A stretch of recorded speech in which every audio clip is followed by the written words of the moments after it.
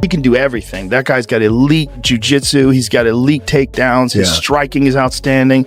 Like, I've seen a lot of heavyweight, even Francis, who's like the greatest, scariest power striker I've ever seen in the heavyweight division. No one's scarier than Francis. Francis does not move like Tom Aspinall. Tom Aspinall has dropped a jaw-dropping new training video that's sending shockwaves through the MMA world. Even Joe Rogan and countless fight fans can't stop talking about it. From the very first seconds, it's clear this isn't your typical hype reel, it's something special. Every punch and kick carries blistering speed, pinpoint accuracy, and a fierce intensity that's impossible to ignore. His movements are crisp, deliberate, and explosive, as if every step is part of a bigger plan. Aspinall isn't just gearing up for another bout, he's getting ready for an all-out battle against one of the heavyweight division's most respected and dangerous strikers, Ciryl Gane. Tom Aspinall is significantly faster than every other heavyweight. That's a real problem, because he's a heavyweight, and he's a big guy, a really big guy, but he moves so fast. And so his speed has always been like extraordinary compared to other heavyweights. Like, he just fucking moves in. It's all like fast, explosive movements. So he's got natural speed, but then he's also got a lot of training to execute quickly. So when he moves in, he closes the gap. You can see like he's fast for a big guy. Right. I want to see it so bad. John was shitting all over Aspinall, saying that I think that's a bad way to go. He was lucky that he blew his knee out with Curtis Blades, because Curtis was teeing off Doing on him. well. Unless John avoided him, unless John used his wrestling to avoid exchanges, you know what that's all about. Correct. It's called the Shop Shutdown. Shop shut down. I saw a 7-part series on Cyborg. it. Yes. The Stipe fight, which is just like, it's a weird thing. Aspinall's an athlete, man. He's such a good athlete. Freak athlete. Very fast for a heavyweight. So fast. Yeah, but we felt the same way about Ciryl Gane, though. Yeah, but Ciryl Gane doesn't have wrestling, doesn't have jiu-jitsu. Aspinall's like legit on the ground. Very legit on the ground. So legit that his dad owned jiu-jitsu gym. His dad's a black belt. He started doing jiu-jitsu at 2. We're back after over a year hiatus. Me and Ciryl finally signed on the dotted line. This is the 4th time we've been matched up together. He turned down the fight early on before we were both in the rankings. After that, he fought Spivak. I said in a post-fight interview after I beat Tibora, I'm going to go to Paris. I'm going to be sat front row for Ciryl Gane against Sergey Spivak. I'm going to beat the winner, and then I'm going to beat John Jones. I went to Paris. Ciryl, fortunately, turned down the fight on a second occasion. Third occasion, I fought Curtis Blades. The original opponent was Ciryl Gane. Unfortunately, Ciryl Gane was busy that day. Ciryl was filming his Netflix series. Can't remember what it's called, but I'm sure you can check it out now on Netflix. And now we are matched up for the 25th of October, Abu Dhabi. Me and Ciryl. The 4th attempt is here, and this is Cyryl's 3rd title shot. So we are going to try and get rid of Ciryl Gane from the title picture for good. That clip is now spreading across social media like wildfire, and the MMA world can't stop talking. Online forums are lighting up, debates are breaking out, and fighters themselves are weighing in. Analysts are choosing sides, and then there's Joe Rogan. Whenever Rogan reacts this strongly, fans pay attention. He's been calling Tom Aspinall the sport's next big thing for years, and now it feels like that moment has arrived. On the other side of this potential showdown is Ciryl Gane, a truly elite heavyweight. His movement is fluid, his footwork is precise, and his kickboxing is as clean as it gets. He's a big man who glides around the cage with the agility of a welterweight, making him one of the most dangerous opponents in the division. What are your thoughts on Ciryl Gane being potentially the toughest opponent yet for you? A lot of people say somebody you've not really sort of faced that type of fighter in the heavyweight division. I think both me and Ciryl we both have niche style for heavyweights. We don't fight like heavyweights, both of us. So this could be the fastest, the best moving heavyweight fight that anybody's ever seen. We're both great movers, we're both light on our feet, we're both elusive. So this is going to be great. And by the way, all this stuff that I've just said previously, we actually made a video this time last year, a little bit longer, when we found out that Manchester was going to come and there was going to be an event in Manchester. When I thought I was fighting Ciryl Gane, but he declined it, we made a video there over a year ago now. And if you don't believe me, if you don't believe it on the timeline, look, got my teeth done now. Look at the old video. Now zoom in on them. Hold on. Got my teeth done. Let me get right in there. I got the teeth done now. When I did this video, this was over a year ago. Didn't have my teeth done then, so get over there. We'll face Ciryl Gane. Aspinall has 15 wins, and all of them are by finish. Gane is the number 1 ranked heavyweight. Now, when you look at the UFC heavyweight rankings, as I say, Tom has beat most of them, and he's beat them in style, and he's knocked them all out. Curtis Blade, Sergey Pavlovich, Alexander Volkov, whoever they are, he's beaten them all up. But Ciryl Gane is a little bit different. Now, of course, John Jones beat Ciryl Gane in quick fashion, took him down in the first round, submitted him with a front choke. But Ciryl Gane is the same as Tom Aspinall in terms of athletic ability. When I say that Tom Aspinall is a heavyweight George St. Pierre, that kind of goes to Ciryl Gane as well. The man's gigantic. He's very quick. He's agile. He's light on his feet. He could run any sport on the planet. And he's almost like George St. Pierre and Tom Aspinall in the fact that he's got all those athletic attributes and qualities, but he doesn't have the grappling. That's what cost him against John Jones, and that's probably what's going to cost him against Tom Aspinall. You never know. He could clip him. This is a dangerous fight. This is heavyweight MMA, but Tom Aspinall can grapple. We've seen him take people down. He's done jiu-jitsu since he was about 15 years old. His dad is going to be on his case, and that's an absolute fact, saying, hey, you're not messing with this guy. Take him down. Show him what you can do. Show the world your grappling capability. Remember, Ciryl Gane turned Francis Ngannou into a wrestler, okay? So he's a very, very credible threat on the feet. But of course, I do fancy Tom Aspinall to get the job done. The fact that he isn't fighting John Jones is insane, but we've talked about that till the cows come home, so I'm not going to bore you on that subject anymore.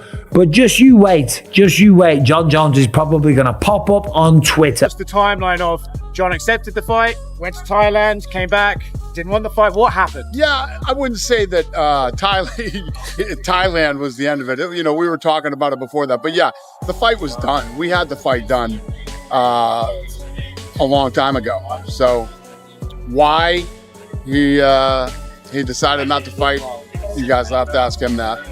Is it accurate? There's a lot of reports about figures he was offered. Is it fair to say he was offered a lot of money to take this fight?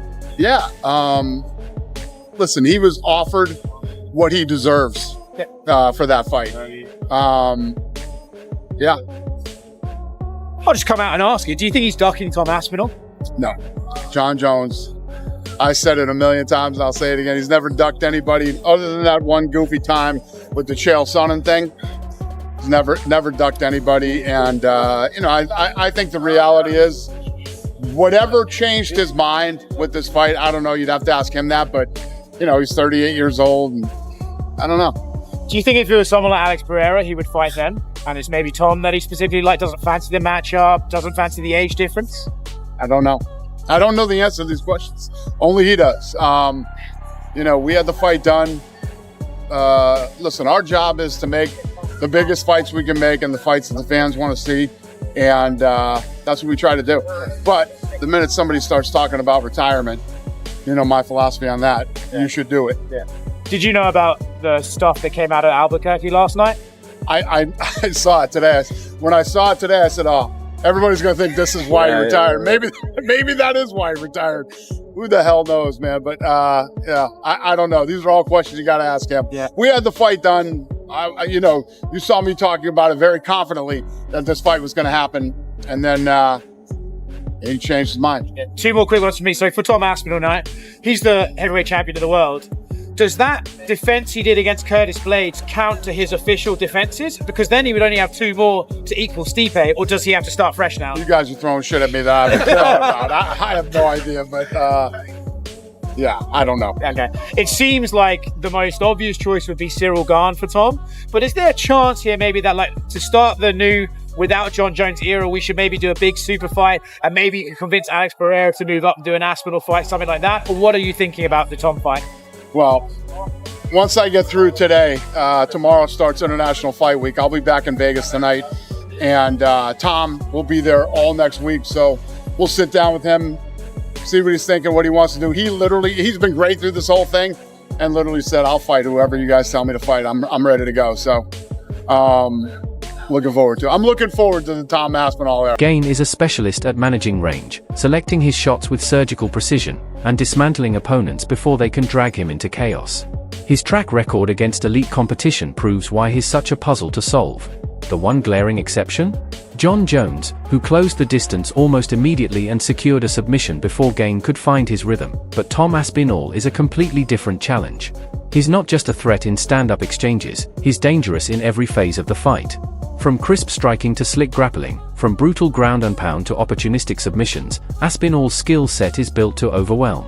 His relentless pace and well-rounded arsenal push most heavyweights beyond their comfort zone, leaving them struggling to keep up. I'd heard a rumor that Jon Jones wanted $30 million to fight Tom Aspinall. And I did hear that rumor. And I did hear that the UFC said yes, but it is not true. So Dana contacted me and said that rumor's bullshit. So I felt obligated to tell everybody that was a fake rumor. What do you think the amount is that Jon Jones would fight him for, or do you think it's an amount? Well, apparently Jon is thinking about retiring. Yeah. And he should. I mean, he's going to have to someday. He should. I'm not saying he should retire. I'm saying he should think about it. Give the man all the time he wants. He can fight whenever he wants to fight. That's Jon Jones. He's the GOAT. So leave him alone. If he decides one day to come back, and he comes back and he wants to fight Tom Aspinall for the heavyweight title, the question is, like, how long are you allowed to hold on to the title before they start having that conversation? Now, he just knocked out Stipe Miocic, so give the man months. Give the man 5 or 6 months. Just leave him the fuck alone. But at a certain point in time, you have to decide who the heavyweight champion is. And if Tom is the interim heavyweight champion and Jon decides he doesn't want to fight anymore, he could do that. And he could do that also and then come back in a year and fight for the title. He could do that too, and he says he would fight whoever the champion is. But would you be okay with him like coming back, potentially winning that belt again? You know how I felt about him. I can't risk putting him in big positions in a big spot and have something go wrong, especially the White House card. I was retired. I felt like I was at a place where I've done it all in the MMA space, and felt like there wasn't too many more challenges for me, and I just wanted to do something more than championships and money. And Donald Trump mentioned that he wanted to have a fight at the White House Garden, and that just seems like such a huge opportunity. I'm a very proud American. I have a lot of close friends that are in the military, and this is my act of I can't call it service, but just to be able to entertain the country and the world at this level at the White House, it just means the world to me. UFC fight. Can we expect to see you on the card? I can't promise anyone anything, but I have very strong feeling that I'll be on that card. It's going to be historic. But who would you take on? Who would be your dream opponent? I would want to take on whoever's holding the belt at the end of the year. Any possible names you think? Well, I mean, as of right now, the champion is Tom Aspinall, but we'll see who's the champion at the end of the year. It'd be only fitting to have an American guy fight for the championship that night. I'd be willing to put it all on the line. Nice. The latest training clips make one thing clear: Aspinall has leveled up. His combinations are crisper, his reactions sharper, and his confidence is radiating. Joe Rogan and plenty of others have been blunt about it. Aspinall moves with the fluidity of a middleweight, carries the power of a true heavyweight, and fights like a man on a mission. And in this case, the mission is personal. This clash with Ciryl Gane isn't just about defending the interim title, it's about reclaiming the spotlight that's lingered over Jon Jones for far too long.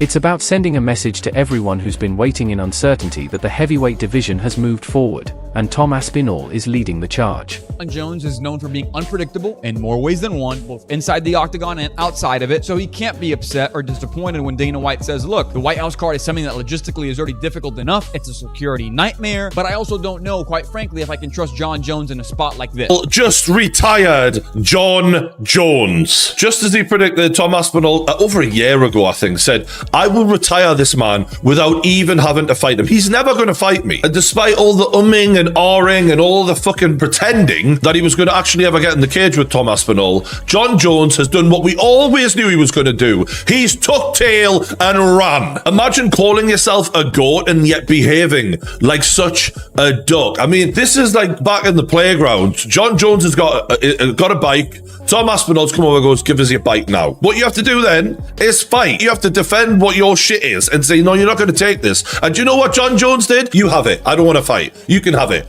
This is unbelievable. The greatest of all time. What a load of shit. I'm sorry. Never going to call that him the GOAT ever again. Because being the greatest of all time is not just about winning. And that's what Jon Jones doesn't understand. It's about how you conduct yourself throughout the whole of your career. Are you willing to fight the biggest challenges, the biggest tests, go in there and test yourself against everyone? And Jon Jones proved Without a shadow of a doubt, his biggest test stepped up and he bottled it well and truly. Remember this clip from like over a year ago when John actually met Tom in person? Respect, man. All the best. Respect. All the best. Do a quick picture. Sure. Yeah? Let's get it. A face-off. No, okay. He wouldn't even face off with Tom Aspinall, let alone get in a cage with him. And after all of the fannying around and waiting for John Jones to man up and strap his balls on and defend his heavyweight title, because you've never really earned it. You beat a guy who wasn't even the champion. You beat Stipe. Oh my God, what a fall. It falls apart and we never get to see John Jones versus Tom Aspinall. The UFC is not to blame. The UFC has, in my opinion, well, excuse me, I'll take that back. The UFC has, based on the conversations that I've had, not in my opinion, but what I'm reading and surmising and what's being told to me is they have made every effort in very good faith to make this fight happen. Now, obviously, when fights don't come to fruition, there's a multitude of reasons as to why fights don't happen, but in my opinion, if this fight doesn't happen, it's not because of the UFC. It's not because of Tom Aspinall as well. I think ultimately who will decide whether or not this fight happens or not is John Jones. Now, that's not some big breaking news, but I say that to say, yes, if John wants the fight to happen today, and I don't mean like the fight to actually be fought today, but like done deal today, it could be a done deal today. It's up to him. And it's always been up to him. Now, for a while, you could have said, all right, they have to meet whatever number, right? That 30 million was thrown out. Whatever that number is, Rogan walked it back. I had heard the same number, whatever. Point is, I believe that the UFC has met all the demands. Well, in a very favorable way for both guys. They both have demands. We know what Tom wants to a degree, and we know what John wants to a degree. I think ultimately it's on him. Now, we don't need to get into the whole like, at what point do they need to pull the plug on this, and when's the deadline? We've done that song and dance a bunch of times, and I'm kind of tired of it. Like they'll do it when they need to do it. They'll do it when they want to do it. They'll do it when they need Tom to fight. If John isn't going to be that guy, but I think at this point there are some people who want to say, hey, the UFC didn't make Jones versus Ngannou. The UFC didn't make this big fight. The UFC didn't make that big fight. When the story is written on this fight, if it doesn't come to fruition, I don't think it will be on the UFC. I really think the UFC, based on what I'm hearing and have been told, I really think the UFC has done everything that they could to make it happen. Is the fight a done deal as of right now? No, it's not a done deal as of right now. So I don't know what he's hearing. Could it be a done deal as of today at some point? Could it be a done deal in 30 minutes? Yes. But is it a done deal as of earlier today when I was doing some digging? No. So I don't know if we add that to the 0.05 or the 0.5 that Pizzi said, but I wouldn't celebrate just yet. It's worth remembering that Tom Aspinall has spent almost a full year waiting for John Jones to make a move. A year filled with uncertainty, mixed signals, retirements, long silences, and false hope. While Jones hesitated, Aspinall kept grinding, staying in the gym, speaking his mind, and sharpening his skills. Now, with Jones out of action and reportedly removed from the upcoming White House card after Dana White labeled him unreliable, Aspinall is taking center stage in Abu Dhabi, carrying the banner for the next generation of heavyweight contenders. But let's be clear, Ciryl Gane is no easy assignment. Many see this as a genuine 50-50th contest. Gane has the conditioning to last 5 hard rounds, the patience to wait for openings, and the skill to outpoint opponents if he can control the pace. The problem for him is that Aspinall doesn't give opponents that luxury. He hunts you down, closes the distance with intent, and forces exchanges on his terms. Aspinall, so far, the way he dispatched off the Russian guy, oh my God. And he's fast, but he's the same height as me, if not an inch taller, but thick. Yeah. And I was like, you're a lot thicker than I would expect. Yeah. And the speed, that's the thing that I'm like, okay, that's the danger. But again, grappling, he's a black belt, but John is That's different. Yeah. But I don't know, man. They got to fight. But if they don't ever fight, we'll never know. Because we had that with John and Silva. We had that with Silva and GSP. So all these fights, we will never. Aspinall doesn't waste energy with wild swings. Every strike has a purpose. He doesn't wait for his opponents to slip. He creates the openings himself. This bout might ultimately hinge on one factor: who dictates the pace. If Gane can maintain distance, chip away at the legs, control the timing, and stay clear of the takedown, he has a real path to winning on points. But if Aspinall charges forward, changes levels, and forces Gane onto the back foot, it could either turn into a grueling night for the Frenchman, or end in a flash. That's the debate raging right now. Is Aspinall still too untested, or is he already the most complete heavyweight in the UFC? One thing is certain, he's fighting like someone who's had opportunities, recognition, and big moments held back for far too long, and now he's finally getting them. That as Joe Rogan and many others have noted, this fight is bigger than the interim belt. It's about setting the tone for the next era of the heavyweight division. It's about closing the Jon Jones chapter and crowning a champion who shows up, embraces challenges, and pushes the sport forward. And so, it all comes down to Abu Dhabi in October, two of the most dangerous heavyweights on the planet, one title on the line. Based on Aspinall's current form, we might be watching the rise of a once-in-a-generation force. A fighter who doesn't just win, he dominates. Gane is slick, experienced, and battle-tested, but Aspinall is hungry, faster, sharper, and if his training footage is any indication, he might be close to untouchable right now.